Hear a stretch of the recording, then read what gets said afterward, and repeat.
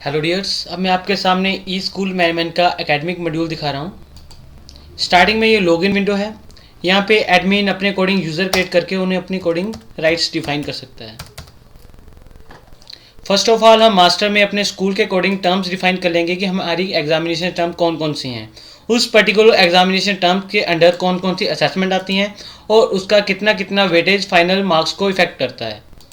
इसके बाद हमारे अदर मास्टर जैसे सीबीएसई ग्रेडिंग सिस्टम क्या क्या है, ये बाय डिफ़ॉल्ट हमारा दिया हुआ है। अगर स्कूल के अकॉर्डिंग अपना डिफरेंट ग्रेडिंग सिस्टम है हम यहाँ पे चेंज कर सकते हैं। इसके बाद हमारे जितने भी एग्जाम्स कैटेगरी ग्रुप हैं वो यहाँ पे डिफाइन हो जाएंगे। पार्ट 1 है एकेडमिक परफॉर्मेंस स्कॉलस्टिक एरिया। ये एग्जाम कैटेगरी ग्रुप किस किस क्लास को इम्प्लीमेंट होना है वो हम यहाँ पे वो क्लास टिक कर सकते हैं, बाकी अनटिक करेंगे। इसके बाद हमारे जितने भी डिस्क्रिप्टिव इंडिकेटर्स हैं वो यहाँ पे क्रिएट हो जाएंगे। एबिलिटी टू रिकॉल में अगर हमारे 3 इंडिकेटर्स हैं वो हम यहाँ पे ऐड और चेंज कर सकते हैं। सभी इंडिकेटर्स डिफाइन होने के बाद हम यहाँ पे कोई भी सब्जेक्ट, जितने भी हमारे सब्जेक्ट हैं यहाँ पे बना सकते हैं। एग्रीकल्चर, कंप्यूटर, ड्राइंग, ओवरऑल अगर उनकी फर्दर आगे ब्रांचेज हैं हम यहाँ पे डिफाइन कर सकते हैं। इसके बाद हमारा एग्जामिनेशन सेटअप में हम हर एक क्लास का एग्जामिनेशन सेटअप बना लेंगे जिस तरफ भी हमने एग्ज़ाम लेने हैं और उनकी डाटा एंट्री करनी है। 10th क्लास का टर्म 1 FA1 के अगर हम एग्जामिनेशन सेटअप बना रहे हैं तो हमें डिफाइन करना है कि इस एग्जामिनेशन सेटअप के अगेंस्ट कौन कौन से सब्जेक्ट आ रहे हैं। हम यहाँ पे डिफाइन करना पड़ेगा कि हमने या इस पर्टिकुलर सब्जेक्ट के मार्क्स टोटल में ऐड करवाने हैं नहीं करवाने हैं। अगर हमने ग्रेड शो करवाने हैं तो यहाँ पे ग्रेड जोन नहीं करना पड़ेगा। अगर हम चाहते हैं इनके मार्क्स टोटल में ऐड ना हो तो हम ये ऑप्शन यूज़ कर सकते हैं। इसी के साथ ये बनाने के बाद हमने यहाँ पे एंटर स्टूडेंट परफॉर्मेंस करनी है।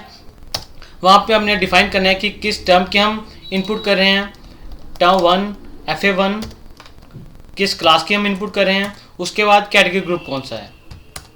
इस एग्जामिनेशन सेटअप के रिलेटेड जो स्टूडेंट इसमें आ जाएंगे, जितने भी हमारे ओवरऑल होंगे, साइंस में कितने मार्क्स हैं वो हम इनपुट करेंगे, अमित सैनी के कितने मार्क है वो इनपुट करेंगे। हमारे पास ये डिपेंड करेगा लिस्ट किस तरह से आई है। यहाँ पे ऑप्शन है, अगर हम हॉरिजॉन्टली डाटा इनपुट करना चाहते हैं तो हम इस ऑप्शन को टिक कर सकते हैं।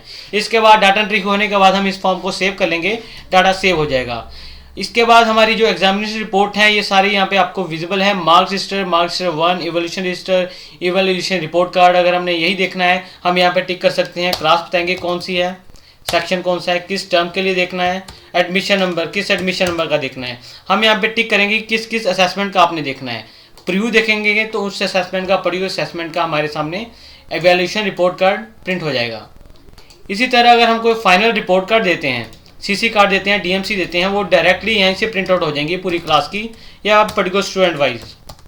इस तरह का प्रीव्यू है एज पर CBSE रूल, जिसके अकॉर्डिंग यहाँ पे हमने दिया हुआ है, प्री डिफाइंड किया हुआ है। कोई भी स्कूल अपने स्टेट बोर्ड के अकॉर्डिंग अपने रिपोर्ट कार्ड को कस्टमाइज कर सकता है, ऐड और चेंज कर सकता है। इसके रिलेटेड CBSE के रिलेटेड जितनी भी रिपोर्ट्स डिमांड में होती हैं उनको भेजनी होती हैं वो हम डायरेक्टली इसी के थ्रू जनरेट करके उनकी वेबसाइट पे अपलोड कर सकते हैं। सॉफ्टवेयर को फुली इंटीग्रेटेड बनाया हुआ है CBSE के रिक्वायरमेंट के अकॉर्डिंग। तो सर ये था हमारा एकेडमिक मॉड्यूल जो कि हर तरह पूरी तरह से कस्टमाइजेबल है अकॉर्डिंग टू योर रिक्वायरमेंट।